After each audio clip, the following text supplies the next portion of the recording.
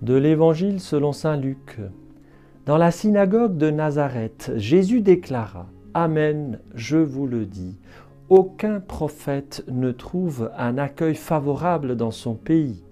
En vérité, je vous le dis, au temps du prophète Élie, lorsque pendant 3 ans et demi le ciel retint la pluie et qu'une grande famine se produisit sur toute la terre, il y avait beaucoup de veuves en Israël. Pourtant, Élie ne fut envoyé vers aucune d'entre elles, mais bien dans la ville de Sarepta, au pays de Sidon, chez une veuve étrangère. Au temps du prophète Élisée, il y avait beaucoup de lépreux en Israël, et aucun d'eux n'a été purifié, mais bien Naaman le Syrien. À ces mots, dans la synagogue, tous devinrent furieux.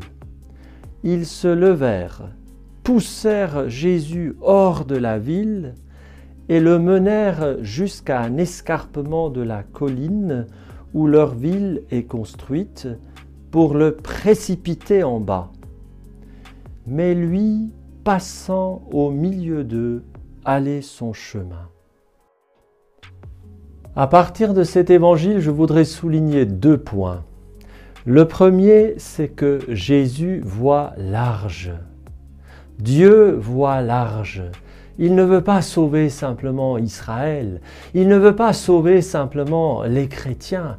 Il veut sauver le monde entier. Il veut sauver tous les hommes. Sa charité englobe tous les humains. Aujourd'hui, il n'est pas simplement là pour défendre les chrétiens ou pour défendre telle ou telle église ou pour défendre l'église catholique romaine. Il a soif des âmes de tous les hommes. Et c'est pour cela que nous devons élargir notre cœur. Le pape François nous y a invités fortement par sa lettre Fratelli Tutti, tous frères. Considérez que nous sommes tous enfants, fils, filles d'un seul Père, tous appelés à entrer dans la Jérusalem céleste par la puissance du sang de Jésus, du Dieu fait homme, le sang de Jésus répandu pour nous. Mais regardez nos frères et sœurs vraiment comme des frères et sœurs, tous les humains comme des frères et sœurs. C'est accorder notre cœur à celui de Jésus, voir large.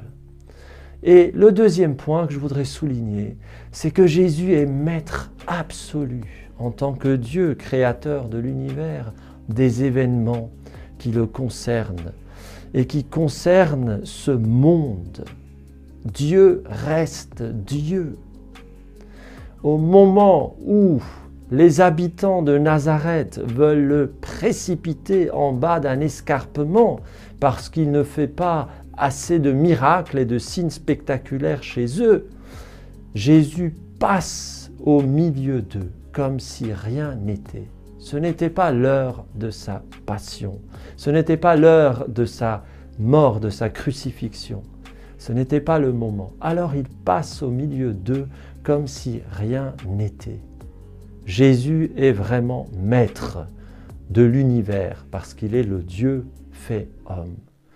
Donc acceptons que notre cœur soit élargi à la taille de la charité du Christ et restons dans une confiance absolue dans la toute-puissance aimante de Dieu sur les circonstances, les événements, l'histoire de l'humanité, le plan de salut qui se déroule d'une manière étonnante. Gloire à toi, Seigneur, pour tout ce que tu fais dans ce monde. Gloire à toi, Seigneur, pour ton amour qui englobe tous les humains. Amen.